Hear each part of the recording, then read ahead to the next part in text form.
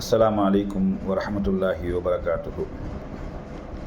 எனதருமை உறவுகளை, நான் உங்கள் அன்பு சகோதரன் முகவி பீர் முகமது பேசுகின்றேன்.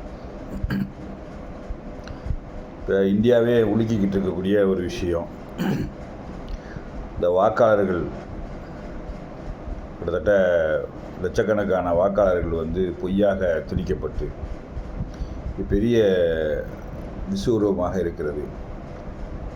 ஒரு பக்கம் என்ஆர்சி, சிஏ, எம்பிஆர் அப்படின்னு சொல்லிட்டு பல்வேறு வகையான சட்டத்திட்டங்களை கொண்டுட்டு வந்து அதன் மூலியமாக பல்வேறு இஸ்லாமியர்களையும் பல்வேறு மற்ற ஒரு சில சமுதாயத்தை மக்களையும் நாடற்றவர்களாக ஆக்க வேண்டும் என்று துடித்து கொண்டிருக்கக்கூடிய அந்த பாசிச அரசு, மற்றொரு புறம் சம்பந்தமே இல்லாமல், தகப்ப பேர் இல்லை, வீட்டு அட்ரஸ் இல்லை, இப்படி பல பேரை என்ன செய்யுதுன்னா புதிதாக வாக்காளர் அடையாள அட்டைகள் வாக்காளர்களாக சேர்க்கப்படுகிறது. அவர்கள் ஒரே நேரம், அதாவது ஒரே ஆள் பல்வேறு மாநிலங்களில் வாக்கு செலுத்துகிறான், பல்வேறு பூத்துகளில் போய் வாக்களிக்கிறான். இதெல்லாம் என்னடா அப்படி சொன்னால் தேர்தல் கமிஷனும் இதற்கு உடந்தை என்பது போன்று பல்வேறு செய்திகளை நாம் கேட்கின்ற பொழுது, நாம் உண்மையிலேயே ஜனநாயக நாட்டில் தான் இருக்கிறோமா,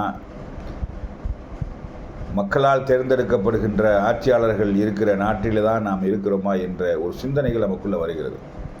இதில் பெரிய வேடிக்கை என்ன தெரியுமா? இன்றைக்கி பரபரப்பாக பேசப்படுகிறது. இது பெரிய ஒரு விஷயம். அதாவது ஒரு நாட்டையே திருப்புகின்ற ஒரு செயல் தான் இந்த செயல். சம்மந்தமில்லாமல் அவன் நினச்சா யார் வேணாலும் ஆட்சிக்கு வரலாம். அதாவது இந்த ரமணா என்ற ஒரு படம் ஒன்று பார்த்துருக்கேன், அந்த யாவூருக்கில்.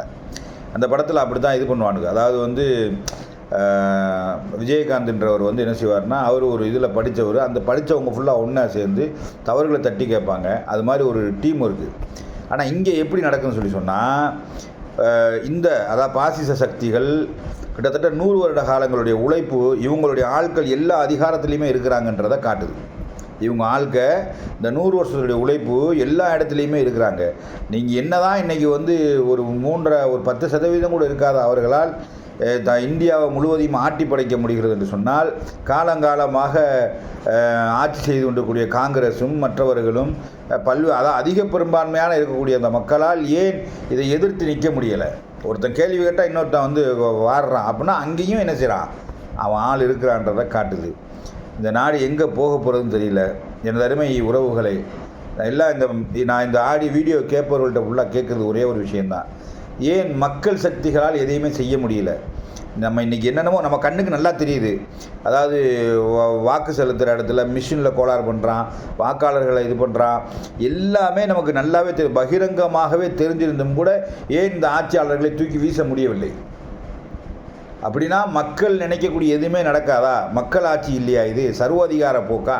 அதை அறிவிச்சிட்டு போயிட வேண்டியதானே? சர்வோதய மன்னராட்சின்ற மாதிரி அறிவிச்சிட்டு போக வேண்டியதானே? அதான் இன்றைக்கி நடக்குது. ஆனால் எல்லாத்தையுமே வேடிக்கை பார்த்து கொண்டிருக்கக்கூடிய, அதாவது ஒரு சில மக்கள் எப்படின்னா, அரசியல் வேணும் என்று பேசுபவர்கள் ஒரு சிலர் என்று சொன்னால், அரசியல் வேணாம் என்று பேசுபவர் ஒரு சிலர், எதையுமே கண்டுக்காமல் இருக்கக்கூடிய ஒரு சிலர். இவர்களால் தான் என்னென்னா இன்றைக்கி நாட்டில் எதுவுமே இல்லாத ஒரு நிலையை உருவாகி கொண்டிருக்கிறது. ஆகவே இந்த ஆட்சி அதிகாரத்தை தூக்கி வீசி அவர்களை வீட்டுக்கு அனுப்பி மக்கள் ஆட்சியை கொண்டு வாருங்கள். இந்த சர்வாதிகார ஆட்சி நமக்கு தேவையில்லை. மக்கள் ஆட்சியை கொண்டு வருவதற்கு பாடுபடுங்கள். அதற்காக எல்லாருமே முயற்சிப்போம். அதற்கான கவலைப்படுவதல் மட்டுமில்லை, அதற்கான ஆர்ப்பரிக்க வேண்டும். எல்லாரும் ஒற்றுமையாக இருந்து ஆர்ப்பரித்தால் மட்டுமே இவர்களை நாட்டை விட்டு, அதாவது இவர்களை இந்த அதிகாரத்தை விட்டு வெளியே விரட்ட முடியும். இல்லை என்றால் இன்னும் ஒரு சில காலங்களில் என்ன செய்வாங்க? இன்றைக்கி எப்படி வாக்கு செலுத்துகிறார்களோ இனிமேல் வரும் காலங்களில் வாக்கு செலுத்துறதே இருக்காது. அவங்க நினச்சவங்க தான் ஆட்சிக்கு வருவாங்க. மன்னராட்சின்ற ஒரு நிலையை கொண்டு வருவார்கள். நாமெல்லாம் அடிமையாகத்தான் இருக்க வேண்டும் அப்படின்ற ஒரு நிலை வரும். ஆகவே சுதாரித்து கொள்ளுங்கள். சுதாரிக்கவில்லை என்றால் நம்மளை அழித்து விடுவார்கள் என்பதை இந்த வீடியோவின் மூலமாக நான் உங்களுக்கு கருத்துக்களை பதிவு செய்து கொள்கிறேன். சுதாரிப்போம், வீரியமாக செயல்படுவோம்.